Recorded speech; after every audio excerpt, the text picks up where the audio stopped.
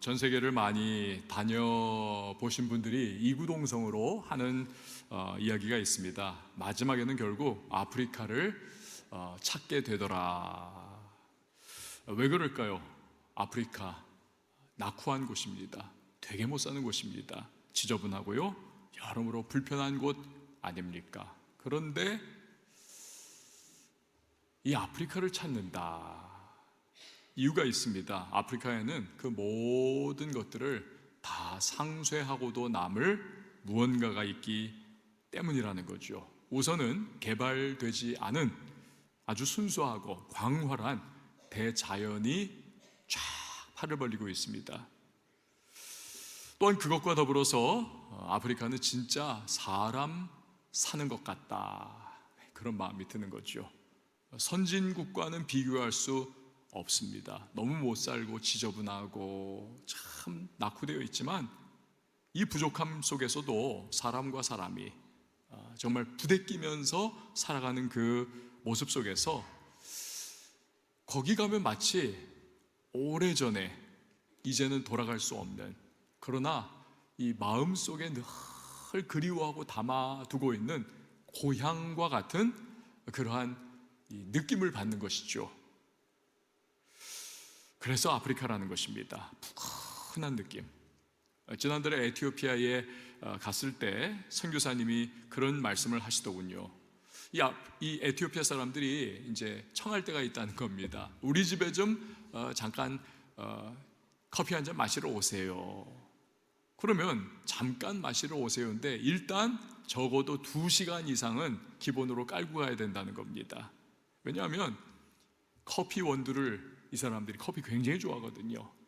커피 원두를 이 사람들이 이제 집에서 요만한 쇠판 위에다가, 전문 도구도 아니에요, 그냥 모닥불 요만한 화로에다가 피워놓고는 진짜 나무 잘라 넣어가지고 거기 위에서 이렇게 커피 원두를 이제 굽습니다. 로스팅 하는 거죠.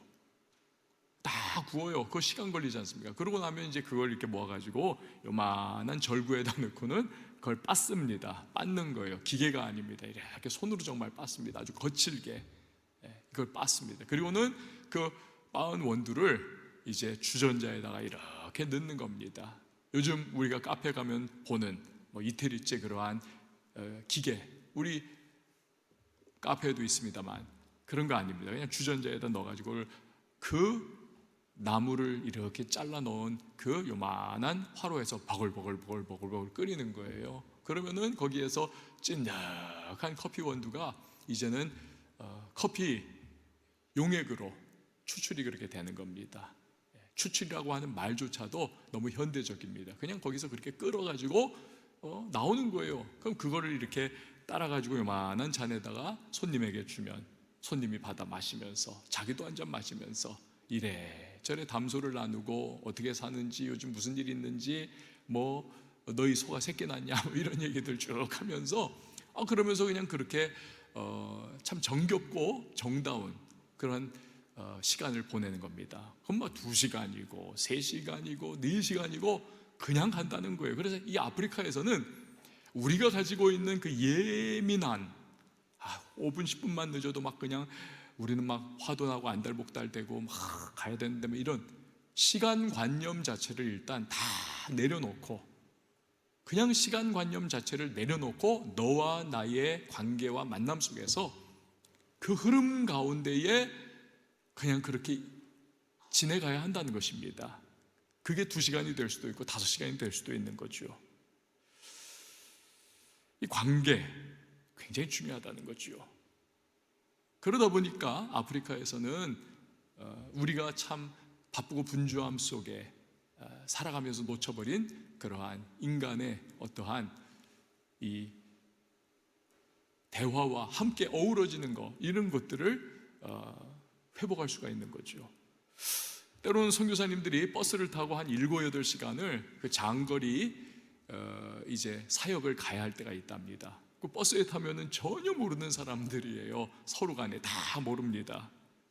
그냥 한 버스를 탄 것일 뿐입니다. 근데 조금만 시간이 지나면 버스 승객들이 마치 이웃 사촌들처럼 다들 서로 간에 이야기꽃을 피우고 다 동네 친구같이 된다는 거예요. 이런 얘기 저런 얘기, 또 함께 누가 흥얼흥얼거리면 그 노래를 같이 따라 부르면서 온 버스 안에서 그 노래 잔치가 막 벌어진다는 것입니다. 완전히 하나가 된다는 거예요. 자기가 기억이 딱 남는 게 있는데 그렇게 막 7, 8시간을 가던데 어떤 고3 학생이 너무 그냥 기뻐하면서 그 버스 승객들한테 자랑을 하더랍니다. 제가 이번에 에티오피아에서 가장 좋은 대학인 아디스아바바 대학, 우리 장은혜 선교사님이 거기서 이제 교수 사역도 감당하는데 아디스아바바 대학에 입학원서를 냈는데 제가 합격을 했습니다. 그러니까 거기 사람들이 다 버스 안이 그냥 떠나갈 정도로 와 하면서 막 그냥 생판 처음 본 남의 집 자식 대학 들어갔는데 막 박수를 쳐주면서 너무너무 자기 일처럼 기뻐해주고 잘했다, 공부 열심히 해라 막 그러면서 하여튼 격려해주고, 어떤 사람은 거기에서 풀이 죽어가지고는 자기가 요즘 너무 고통스러운 시간을 보내고 있다, 자기 이야기를 하면 이 에티오피아 사람들이 그 기독교 문화가 뿌리가 쫙 내려져 있지 않습니까? 이 에티오피아가. 그래서 에티오피아 사람들이 거기서 손을 다 얹어가지고는 멀리선 또 이렇게 손을 뻗어가지고는 그 사람 하나님, 이 사람 회복시켜 주시고 이 고통이 잘 지나가게 해주세요 하면서 그렇게 중보적 기도를 해주는, 버스 안이 마치 정말 교회와 같은 그런 예배당과 같은 그런 모습으로 바뀌게 된다는 것입니다. 여러분, 이런 게 어디서 일어난다고요? 버스 안에서. 교회 안이 아닙니다.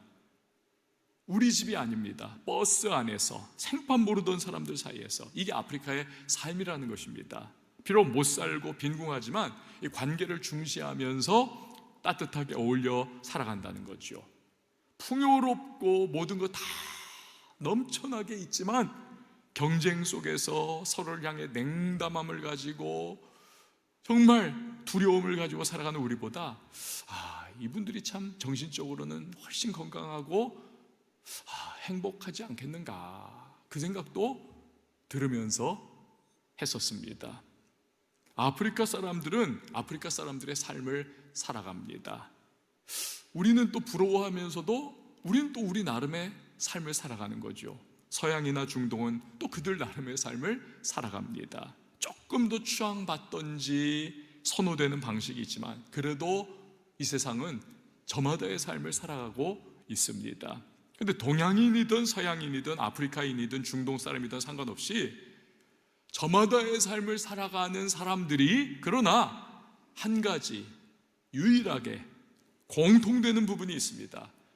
그가 만약에 하나님의 사람이라면 동양인도 서양인도 아프리카 사람도 중동의 사람도 그가 만약 하나님의 사람이라면 동일하게 살아가는 삶의 방식이 있습니다. 무엇일까요?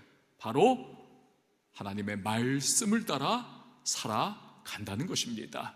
할렐루야. 말씀을 따라 살아간다. 그렇습니다. 하나님의 사람은 하나님의 말씀을 따라 살아가는 것입니다. 저를 한번 따라해 주세요. 하나님의 사람은 말씀을 따라 산다. 오늘 우리가 이 성경에 나오는 엘리야를 통해 그걸 보는 겁니다. 엘리야 선지자가 아합 왕에게 하나님의 심판과 저주를 대언을 합니다. 앞으로 내 말이 있을 때까지 수년간 비 한 방울, 심지어 이슬 한 방울도 내리지 않을 것이요. 여러분, 이스라엘 땅은 몇 번 말씀드렸지만 천수답의 은혜 없이는 살아갈 수가 없는 그런 땅입니다. 하늘에서 하나님이 창을 열어주셔서 적절할 때에 이른비와 늦은비를 부어주셔야만 그 이른비 때문에 땅이 부들부들해져서 그걸 파서 거기에 씨를 심고, 이것이 발아하고 이제 자라나가다가 초수기를 앞두고 결정적으로 실하게 되는 것이 이제 늦은 비가 탁 오는 거예요. 늦은 비가. 그러면 그 풍요로운 물기를 머금고는 이제 튼실한 그러한 알곡이 되는 겁니다. 그걸 추수하게 되는 거예요. 이른 비와 늦은 비가 그래서 중요한 겁니다. 천수답의 은혜, 하나님이 부어주시는 은혜로 살아가는 것이 이게 가나안 이스라엘 땅이에요. 애굽에서는 발로 물대기를 하지 않습니까? 그래서 그 나일강의 물줄기를 쫙 관계수를 통해 가지고 발로 막 물을 이렇게 쫙 해가지고는 그거를 곡식에게 줘서, 그래서 2모작 3모작 해서 살아갔는데, 가나안 땅, 이스라엘은 그렇지 않다는 것입니다. 천수답의 은혜예요. 그런데 비가 안 오고 심지어는 이슬이 매일마다 내려줘야, 이 성지의 땅은 여러분 늦은 비 이른 비는 오지만 중간에 비가 거의 안 오지 않습니까? 그러니까 그 이슬이 와줘야 매일마다 식물들 살아가고 동물들 살아가고 만물이 살아가는 건데, 그런데 하나님께서 그걸 다 막아버리신다는 거. 왜? 바알과 아세라 우상 숭배 때문이지요. 아합과 그의 아내인 왕비 이세벨이 이 우상 숭배를 끌어들이고 백성들이 거기에 쉼취해 버립니다.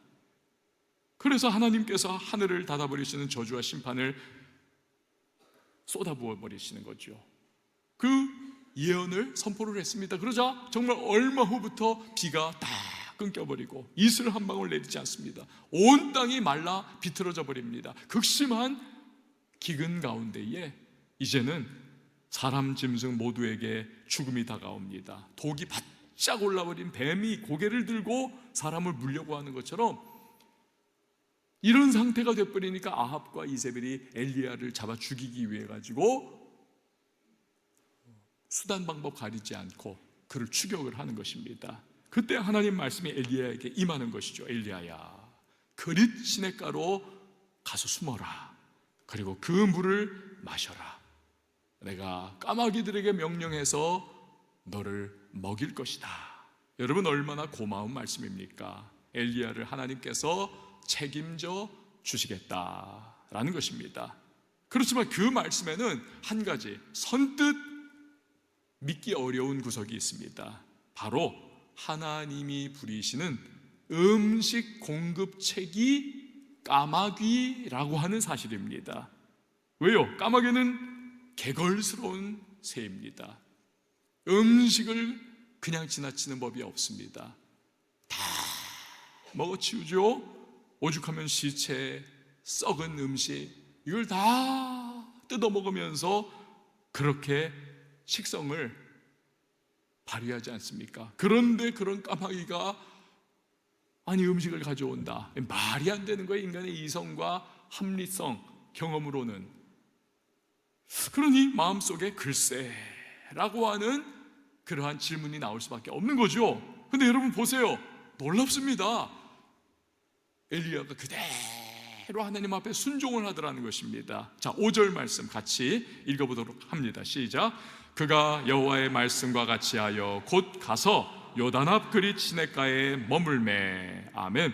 도살장 끌려가는 소처럼 그냥 질질질질 하기 싫은데 그냥 어쩔 수 없어가지고 그냥 그렇게 그 일을 하는 것이 아니라 곧 가더라는 거예요.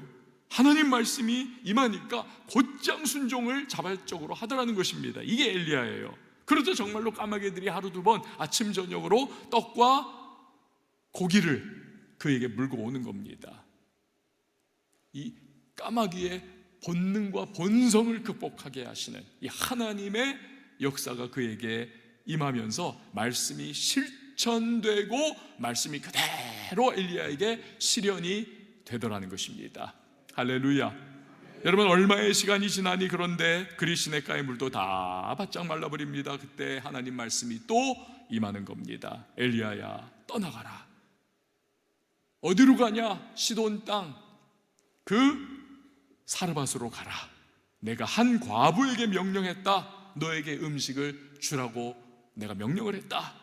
여러분, 히브리어에는 우리말 문법에는요, 어법에는 이게 없어요. 근데 히브리어에는 그런 특별한 독특한 문법이 하나가 있습니다. 그것은 미래에 일어날 일을 이미 일어난 일로 이야기를 하는 거예요. 그 일이 일어날 것이 너무나 확신을 하기 때문에 그걸 이미 일어난 것으로 말을 하는 겁니다. 강조예요. 그 지금 하나님께서 엘리야에게 바로 그 문법을 쓰시는 겁니다. 아니, 사르밧에 있는 과부는요, 엘리야를 본 적도 없고 아직 하나님의 명령을 들은 적도 없고 그녀는 그냥 자기 삶을 살아가는데, 하나님은 엘리야에게 순종을 말씀하시면서 내가 이미 그 여자에게 너를 공개하라고 명령을 했다, 그렇게 됐다 라고 이미 하나님께서 선포를 하시는 겁니다. 그러니 가라는 거예요. 여러분, 이 말씀 역시도 선뜻 따르기 어려운 구석이 있습니다. 아니, 불순종이 오히려 당연지사로 여겨지는 이유가 있습니다. 우선은 시돈 땅은 엘리야를 죽이려고 혈안이 되어 있는 왕비 이세벨의 아버지가 통치하던 땅입니다. 그러니 호랑이 아가리 벌리고 있는데 그 속으로 기어들어가는 것과 같은 그러한 형국인 것입니다. 또 하나는 엘리야를 먹여 살릴 사람이 과부라는 점이죠. 고대 중근동 사회에서 과부는 거지 다음으로 궁핍하고 가난한 존재입니다. 성경은 항상 그래서 강조하시잖아요. 또 강조. 고아와 과부를 불쌍히 여겨라. 그 과부라고 하는 존재는 그만큼 남편이 없으니 경제적인 상황이 끊겨버리고, 경제적인 상황이 끊겨버리니 입에 풀칠하기도 어렵고 언제 어떻게 될지 모르는 너무나 불쌍한 존재예요. 그런데 과부가 엘리야를 돌본다. 그것도 이 극심한 기근, 아사 상태가 여기저기서 툭툭 터져 나오는 그러한 상황 속에 엘리야를 과부가 돌본다. 그러니까 이 엘리야가 말씀을 따른다는 것은요, 천부당 만부당하게 여겨질 수밖에 없는 것입니다. 근데 참 놀랍습니다. 엘리야가 또 그대로 순종을 하네요. 우리 10절 말씀 같이 한번 읽어봅니다. 시작. 그가 일어나 사르밧으로 가서, 사르밧으로 갔다는 겁니다. 여러분, 압축 요약해서 이후에 일어난 일은 우리가 익히 오늘 읽었던 내용이고, 여러 번 들어서 대부분 오후 예배 나오시는 분들은 아시는 내용이죠. 예언 그대로 성취가 됩니다. 딱 한 끼 먹고 이제는 입에 풀칠도 못하고 우리는 죽을 수밖에 없어 했던 과부의 집에 엘리야가 들어간 그때부터 하나님께서 밀가루가, 기름이 계속 그치지 않고 기적적으로 또 나오고 또 나오고 또 흐르고 또 흐르고 해서 음식이 계속 공급되는 기적이 일어나는 것입니다. 엘리야와 과부의 식구 모두가 그 극심한 기근이 끝날 때까지 걱정 없이 살게 해 주시더라는 것입니다. 또 이세벨의 부친인 엣바알 왕, 그로부터 엘리야의 안전도 확실하게 하나님이 보장해 주시더라는 것입니다. 할렐루야. 자, 그런데 이제 중요한 것이 뭐냐 하면, 이런 엘리야를 통해서 우리들 하나님의 사람 역시 말씀을 따라 살아가는 법을 배워야 한다는 것입니다. 말씀 따라 살아가야 하는 법. 여러분, 며칠 전까지만 해도요, 이 사람들이 모이면요, 대부분 대화에서 빠지지 않았던 그러한 주제 중에 하나가 있었습니다. 그게 뭐냐 하면, 여러분들도 또 그런 분들이 계셨을지도 몰라요. 대화만 하고 사람들이 모이면 막 얘기했던 내용이, 그 중에 하나가 주식 이야기 아니었을까 생각을 합니다. 주식 이야기. 주식 이야기. 여러분, 요즘에 뭐 삼성 땡땡 주식을 사가지고는 막 2배, 3배, 막 5배 막 그냥 내가 벌었다. 하이 땡땡 무슨 주식을 사가지고는 막 내가 막 그냥 지금 돈을 막 그냥 내가 많이 벌었다. 그런 이야기들, 그만 막 표정이 그냥 징글벙글했던 그런 사람들이 많았지 않습니까? 반도체 주식, 재미를 톡톡이들 본 거죠. 그걸 보면서 너도 나도 그냥 막 뛰어들었던, 여러분 지금 눈이 반짝반짝하세요? 너도 나도 막 그냥 뛰어들었던 그러한 상황이었습니다. 막 불장이라고 하죠. 막 그냥 막 쭉쭉쭉쭉 올라가는 코스피.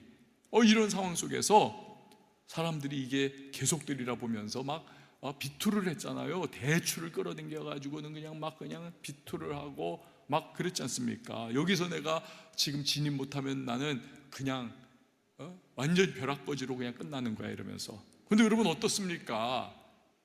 갑자기 트럼프라고 하는 양반이 이란에 대해 가지고 전쟁을 그냥 쳐버렸지 않았습니까? 그러면서 주식시장이 그냥 급락을 해가지고 블랙 투스데이였나요? 화요일이었나요? 그래가지고 그냥 20%가 그냥 확 주저앉아 버렸지 않습니까? 또 그리고 나서는 또 그냥 뚝 올라버리네요. 그래서 요즘에 주식시장 돌아가는 꼴을 보면서 사람들이 롤러코스터가 막 이런 거 아니고 롤러코스터 타면은 막 그 롤러코스터라고 하는 말을 차용을 해가지고 롤러코스터가 아닌 롤러코스피다 그렇게 말을 하지 않습니까? 뭐 막 이러니까 이게 전쟁의 향방에 따라서 앞으로 또 어떤 모양새가 될지 아무도 모르는 거죠. 아마도 비투하신 분들, 빚져가지고 막 그냥 주식 사신 분들은 지금 막 마음이 막 얼마나 심적으로 불안하고 참 괴롭고 두려움에 빠지고 이러다 이거 완전히 쪽박 차는 거 아니야 막 이러면서 정말 힘들 수가 있는 그런 상황인 거죠. 근데 이렇게 보면요, 이 주식시장 돌아가는 모습이 우리가 사는 세상을 그대로 대변해주고 있는 것이 아닐까 생각을 해봅니다. 우리 사는 세상 어떻습니까 여러분? 어디 하나 마음 둘 곳이 없습니다. 이랬다 저랬다 하는 겁니다. 의지할 것이 없습니다. 변하고 또 변합니다. 롤러코스터를 탄 것과 흡사한 그러한 모양새가 우리 사는 세상 아닙니까? 요즘에 여러분 인공지능 AI까지 막 우리 마음속에 하여튼 여러 불안함을 던져주고 있습니다. 제 아내는 그 AI 이렇게 프로그램을 쓰면서 늘 존댓말을 써요. 어떻게 생각하세요? 추천 좀 해주세요. 제가 그 기계한테 왜, 그 프로그램한테 왜 존댓말을 쓰냐고, 인격도 아닌데. 그랬더니 얘가 나중에 자기를 어떻게 대해야 할지 몰라가지고 자기를 혼내려고 할 때 덜 혼내게 하려고 아주 깍듯이 존댓말을 쓴다고. 그 어떤 카이스트 교수님이 자기가 꼭 존댓말을 쓴다, 그게 좋다, 그렇게 이야기를 했다는 거예요. 여러분, AI 같은 것들도 앞으로 어떻게 세상이 돌아갈지 종잡을 수가 없습니다. 직업의 종말을 논하는 미래학자들이 지금 여기저기서 목소리를 높이고 있습니다. 인공지능 전문가들이 막 요즘에 앞으로 20년만 지나면 우리가 돈 내고 사 먹는 식료품, 도구들, 공산품들 이런 것이 돈 안 내고 쓸 수 있는 때가 온다. 왜? 이 피지컬 AI, 로봇 이런 것들이 다 자동 생산을 해가지고 생산을 위한 가격, 비용이 그냥 거의 제로 가까이 되게 버리기 때문에 우리 사람들이 인건비 내야 되는데 그 로봇들은 그냥 관리만 해주면 24시간 계속 돌잖아요. 그러니까 완전히 코스트 다운이 돼가지고는 이제는 뭐 100만 원짜리 옛날엔 돈 주고 샀는데 뭐 10,000원 내면 사고 막 이런 시대가 앞으로 올 것이다. 그래서 지금 100만 원 정도 돈 내고 누릴 수 있는 것들이 나중에 10년, 20년 지나면 5,000원, 1,000원 그렇게 내면은 다 된다. 그러니까 뭐 나중에는 정말 그런 시대가 온다. 뭐 이렇게 말을 하는 분들도 계시고 또 다른 한편에서는 그와 정반대되는 말을 해요. 저 같은 경우는 인간의 죄성 부분을 저는 또 바라보는 사람이거든요. 아무리 이것이 코스트 다운돼서 정말 헐값에 이것이 모든 것이 생산이 돼도 우리 인간이라고 하는 죄 많은 존재는 그걸 통해서도 어떻게든 남들보다 더한 부를 내가 획득하기 위하여 결국에는 문제를 일으키는 존재다. 저는 그렇게 생각을 하거든요. 여러분, 얼마 전까지만 해도 컴퓨터 공학과 졸업생들이 정말 유망한 사람들이 아니었습니까? 근데 이제는 컴퓨터 공학과 출신들이 취직 막 걱정에 막 한숨을 쉬고 있습니다. 실제로 미국의 서부의 하버드라고 불리우는 그 쟁쟁한 스탠포드 대학교 그 컴퓨터 공학과 졸업생들이요, 취직이 안 되는 거예요. AI들 뭐 이런 것들 때문에 컴퓨터 회사, AI 회사 뭐 이런 것들에 완전히 뭐 취직이 안 돼요. 그래가지고는 이 친구들이 배관공, 블루칼라, 도배공 이런 거 자격증 따가지고 먹고 살기 위해 가지고 그거 지금 배우고 있는 사람들이 부지기수입니다. 그렇게 막 바뀌어가고 있는 거예요. 여러분, 이런 세상에서 우리가 의지하고 또 붙잡아야 할 것이 무엇입니까? 뭐가 우리를 흔들리는 세상 속에서도 흔들리지 않는 인생을 살아가게 해주냐는 겁니다. 이건 여러분 굉장히 중요한 문제예요. 제가 이제 유학을 했던 그 미국의 플러신 학교에는 굉장히 제가 마음에 들어하는 모토가 하나가 있습니다. 굉장히 중요하게 여기는 학교에 어떠한 모토가 있어요. 그게 뭐냐면 항상 변하는 세상을 위한 결코 변치 않는 복음, an unchanging gospel for an ever changing world. 항상 변하는 세상을 위한 결코 변치 않는 복음. 여러분, 그렇습니다. 세상은 항상 변합니다. 항상 변해요. 멸망한 고려가 다 폭삭 망했지 않습니까? 조선이 이제는 새롭게 시작이 됐는데, 고려의 충신이었던 저의 윗조상인 야한 길재 선생이 말 한 마리 타고는 허물어진 고려의 그 도성을 이렇게 쓸쓸히 돌면서 그가 한탄하며 노래를 하잖아요. 500년 도읍지를 필마로 돌아드니 산천은 의구하되 인걸은 간데없네. 어집어 태평연월이 꿈이런가 하노라. 여러분, 근데요, 그 당시는 산천은 의구했습니다. 영원히 간 것과 같이 오래되었고 오래 갈 것. 산천은 괜찮았어요. 인걸만 간데 없었습니다. 영웅호걸과 같은 내로라 쥐락펴락 했던 사람들만 사라졌어요. 그런데 이제는 여러분 전혀 달라졌습니다. 인걸만 사라지는 것이 아니라 산천도 그냥 한 달 지나면 여기 이런 게 섰네? 그냥 막 그 산들이 불도저로 확 수백 대로 밀어버리니까 그냥 막 몇 달 지나면 평지가 되어 있는 막 그런 상황들을 우리가 보지 않습니까? 다 바뀌는 거예요. 여러분, 이 항상 변하는 롤러코스터를 탄 것과 같은 이 세상에서 우리가 유일하게 믿고 의지할 수 있는 것이 과연 무엇이겠습니까? 그것은 바로 영원하신 하나님, 어제나 오늘이나 영원토록 동일하신 그 하나님의 말씀인 줄 믿습니다. 하나님 말씀이에요. 그렇습니다. 여러분, 하나님의 말씀은 역사의 시작 전부터 종말까지 결코 흔들리지 않는, 우리가 언제나 신뢰할 수 있는 온전히 선하시고 온전히 진리되시고 온전히 신실하신 하나님의 약속, 이것이 그분의 말씀인 것입니다. 그래서 저 하늘이 무너지고 땅이 꺼져도 하나님 말씀은 결코 사라지지 않고 영원한 것입니다. 세상 불신자들은요, 우리 믿는 사람들이 하나님 말씀을 신뢰하고 하나님 말씀 붙잡고 산다는 것을 이걸 꿈에도 이해를 못해요. 납득을 못합니다. 그 당연한 거죠. 하나님 안 믿으니까. 근데 교회를 다녀도요, 아직 믿음이 없으면 역시 이해를 못해요. 하나님 말씀 붙잡고 살아간다. 교회는 다니는데 믿음이 없으면 역시 이해를 못합니다. 하지만요, 구원받고 믿음이 있는 사람은 하나님 말씀보다 더 확실한 것은 세상에 없다, 이걸 잘 알고 있습니다. 그래서 그 말씀에 자신의 생각과 자신의 가치를 굴복시킵니다. 자기의 세계관을 하나님 말씀 앞에 굴복시키는 것입니다. 나아가서 오늘 엘리야처럼 때로 그 말씀이 인생의 기반을 뿌리째 흔드는 상황이 된다 할지라도 이건 내가 신뢰하고 믿는 하나님이 주신 말씀이야, 이 마음을 딱 다잡고 결국 그 말씀 앞에 순종을 하는 것입니다. 그리고 그 하나님의 말씀이 끝끝내 가져오는 놀라운 능력과 응답과 역사와 기적을 경험하게 되는 것입니다. 할렐루야.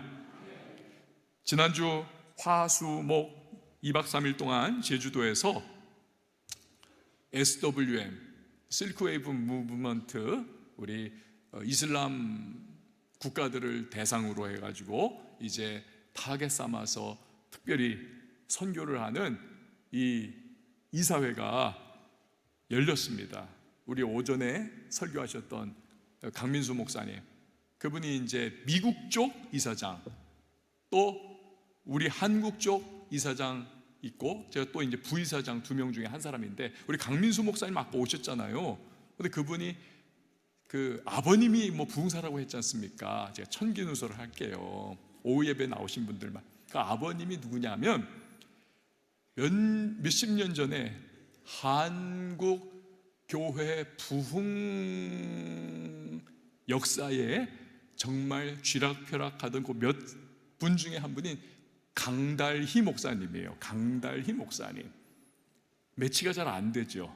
그분 굉장히 세고, 또 그 아까 말씀하신 굉장히 직선적이고 막 얼마나 카리스마가 넘칩니까? 근데 이분은 나긋나긋하시고 인격이 뭐 너무 괜찮으세요. 정말 만나면 만날수록 진짜 참 괜찮은 분입니다. 강다리 목사님이 아버님이세요.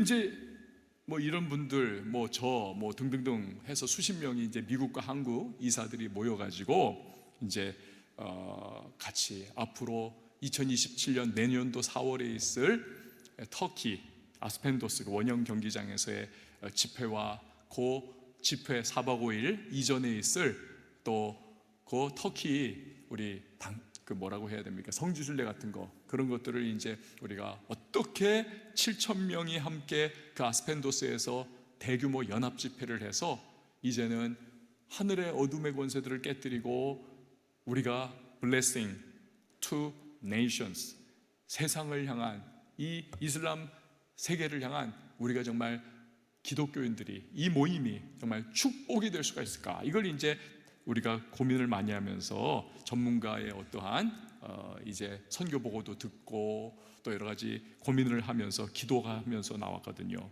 그런데 거기 이제 시간마다 이제 또 그 채플 시간이 있었어요. 그래서 이제 목사님들 중에서 또 설교를 하시고 그런 이제 시간들이 계속 있었단 말입니다. 몇 번.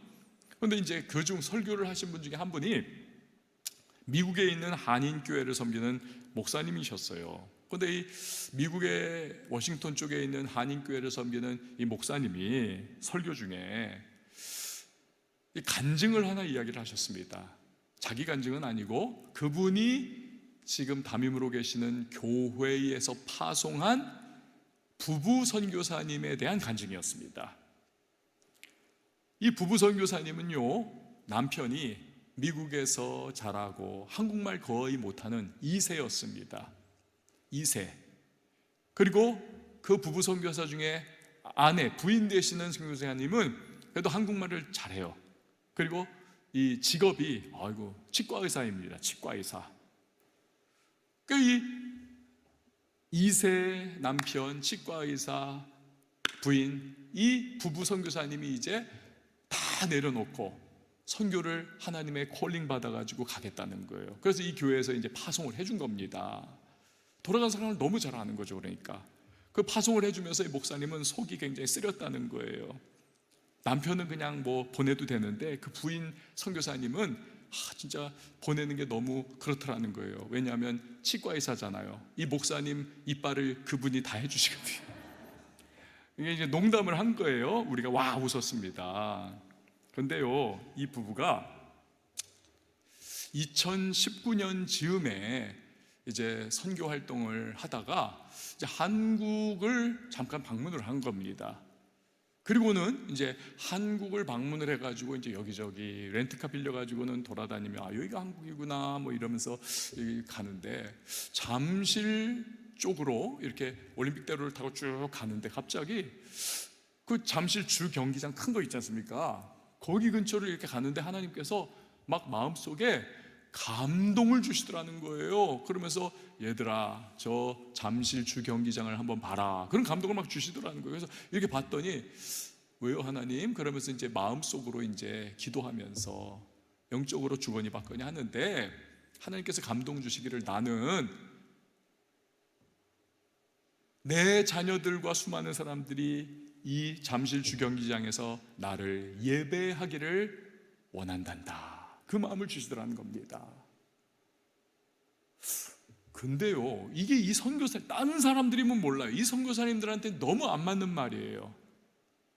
아니 미국에서 2세지요, 한국말 못하지요, 뭐 하여튼 뭐 치과 의사긴 했지만 이제 다 직업도 내려놓고 이제 선교를 나왔기 때문에 돈도 없죠. 그 교회에서 보내주는 선교비로만 살아가는 거예요. 근근히 한국의 지인도 단 하나도 없고 연줄도 없고, 그런데 하나님께서 감동을 막 주시는데 나는 사람들이 이곳에서 나를 예배하기를 원한다.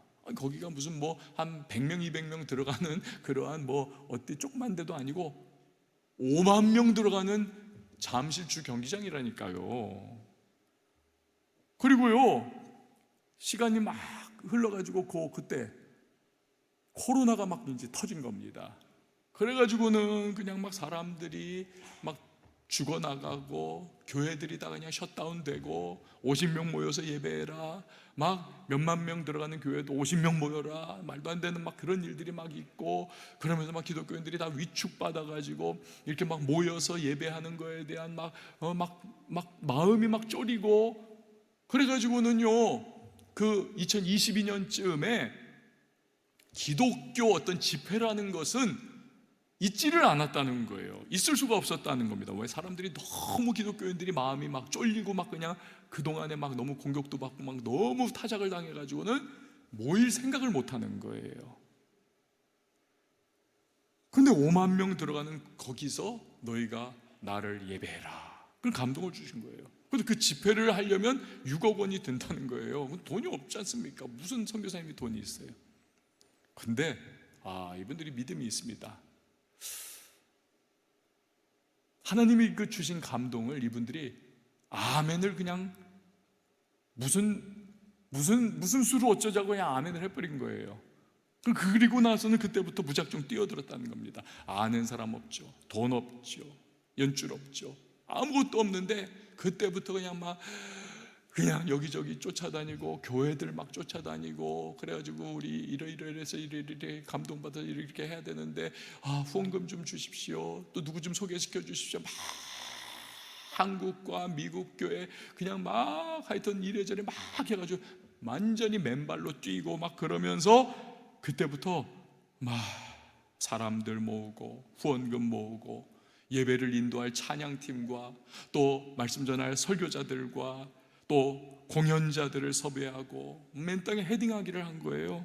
그렇게 막 죽을 뚱살뚱 믿음 하나로 뛰면서 이제 날짜가 점점 다가오는 겁니다. 잠실 주 경기장 운영위원회 측에다가 신청서를 보냈더니 또 덜컥 신청이 됐다는 거예요. 이제는 빠꾸할 수도 없는 상황이 돼버리고 말았습니다. 그래도 홍보를 했는데 홍보 문구도 황당합니다. 홍보학과에서 이 문구 보면요, 완전 빵점이에요. 홍보학과에서 퇴출감이에요. 어떻게 홍보를 했냐? 한 줄, 하나님을 진정으로 예배하기 원하는 사람은 오십시오. 아니, 유명한 가수, 기독교 CCM 싱어가 온다, 어떤 유명한 목사님이 온다, 무슨 하여튼 댄스 기독교 동아리가 온다, 막 이런 거 해도 모자랄 판인데 하나님을 진정으로 예배하기 원하는 분은 오십시오. 몇 날, 몇 월, 며칠. 그냥 그걸로 끝이에요. 왜 그렇게 홍보를 했냐? 이거 하나님이 감동 주셔가지고 시작을 했으니까 사람의 방법으로 홍보해가지고 안 하겠다. 하나님이 시작하신 선한 일 하나님이 모아주실 것이다. 그게 믿음이 담겨 있는 거예요. 근데요, 엄청난 일이 일어났습니다. 그 홍보 문구, 하나님을 진정 예배하기 원하는 분들은 누구나 오십시오. 몇 날, 몇 월, 며칠, 어디.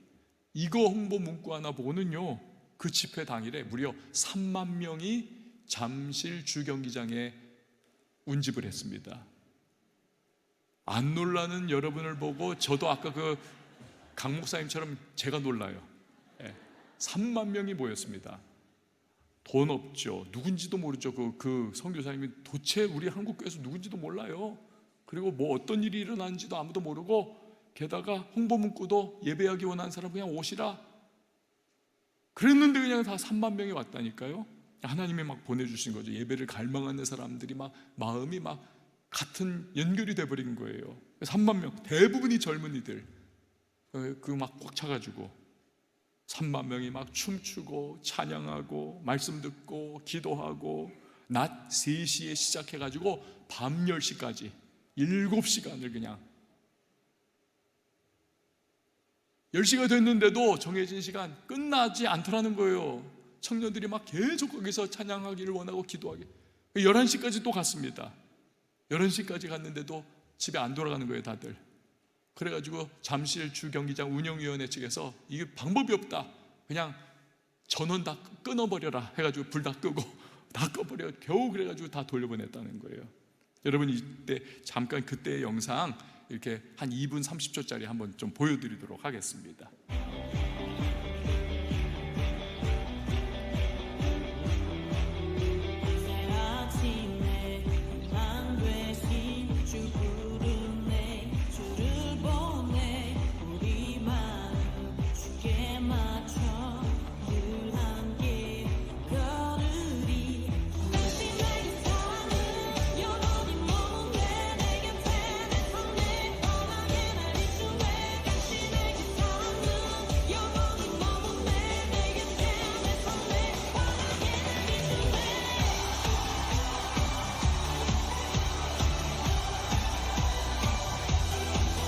저 부부예요, 저 부부.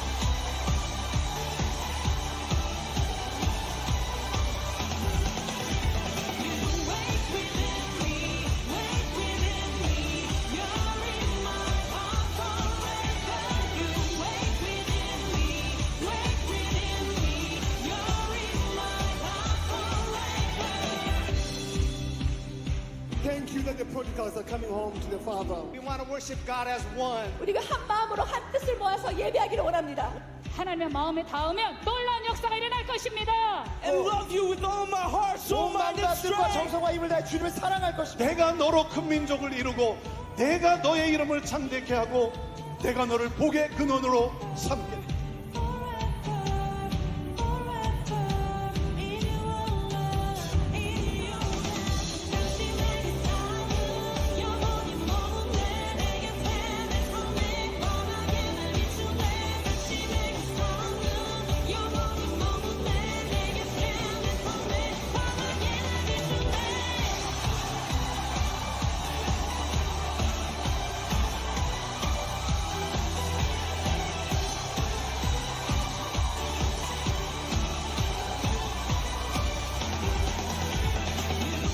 머리가 헝클어질 정도로 열심히 참여해 주셔서 너무 감사했고, 코로나 끝난 다음에 다 같이 모여서 예배하는 순간이 별로 없었는데 그냥 하나님 앞에서 같이 예배하는 게 너무 좋았던 것 같아요. 모든 순서가 참 은혜가 넘치고 오길 잘했다라고 하는 생각이 듭니다. 다음 세대들에 대한 하나님의 마음을 알 수 있었고, 예수님한테 더 집중하고 또 이렇게 즐거운 믿음의 장이 많이 열렸으면 좋겠습니다.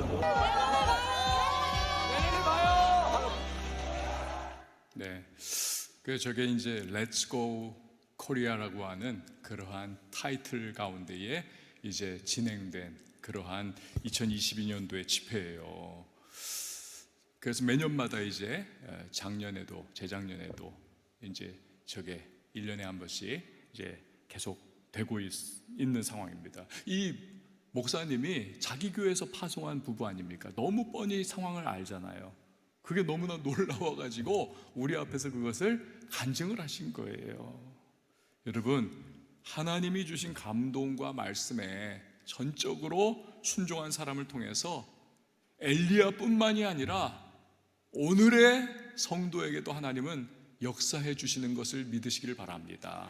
우리가 순종을 못해서 그렇지 하나님 말씀 붙잡고 살아가면 여러분, 주님이 일하시는 것은 하나님의 능력을 따라 역사해 주시는 겁니다. 그러니까 하나님 말씀 따라 사는 것이 가장 확실한 것이고 안전한 것이고 가장 약속 있는 그러한 삶의 모습인 것입니다. 그러니까 에티오피아 이제 박종국 선교사님이, 제가 에티오피아 얘기를 하도 해서 이제는 거의 떨어져 가고 있습니다.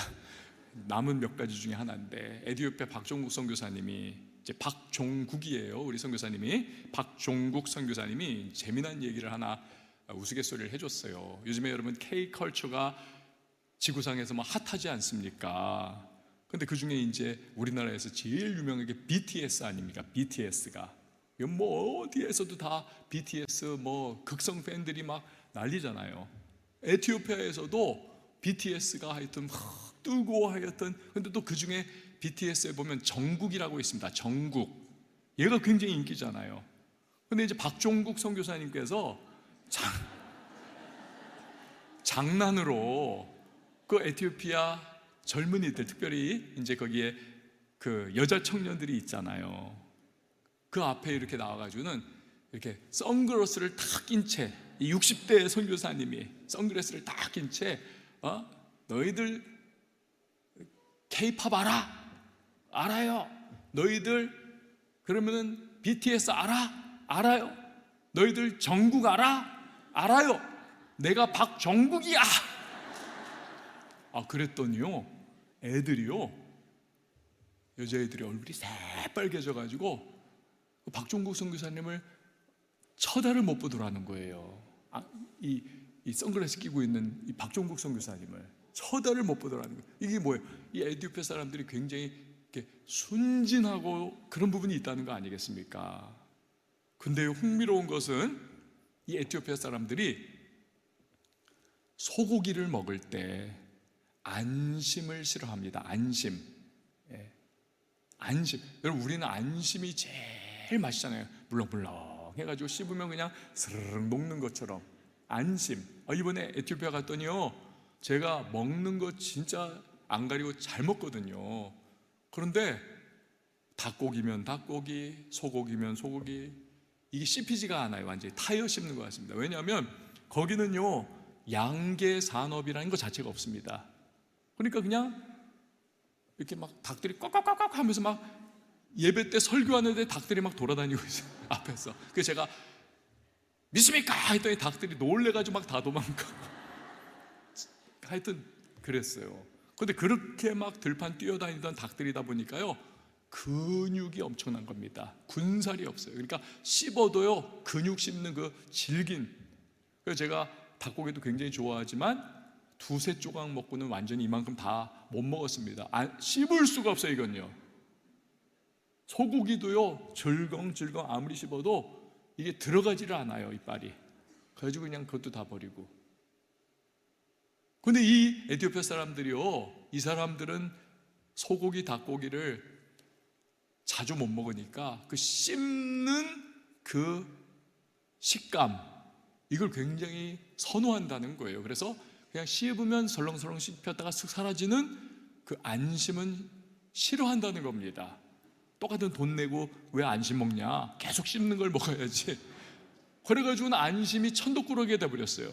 우리 박종국 선교사님 네 분은 소를 이제 도축을 하면 그 소 도축장에 가가지고 안심을 아주 싸게 전속으로 독점적으로, 아무도 그걸 찾지 않으니까 그걸 가져와 가지고 영양 보충을 하신다는 거예요.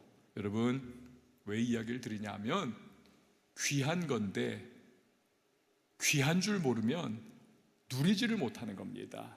천덕꾸러기가 되는 겁니다. 하나님 말씀도 그렇죠. 여러분, 하나님 말씀이 얼마나 귀합니까?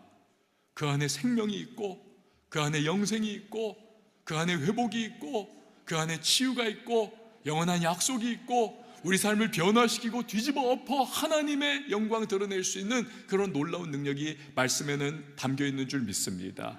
근데 그 말씀이 놀랍고 귀하다는 것을 모르는 거예요, 세상이. 그러니까 천덕꾸러기 취급을 하는 겁니다. 교회 다녀도 말씀이 얼마나 귀한지를, 그 능력을, 그 생명력을, 그 놀라운 은혜를 그걸 모르는 거예요. 그러니까 모르니까 천덕꾸러기 취급하고 말씀과 어긋난 삶을 살아가는 겁니다.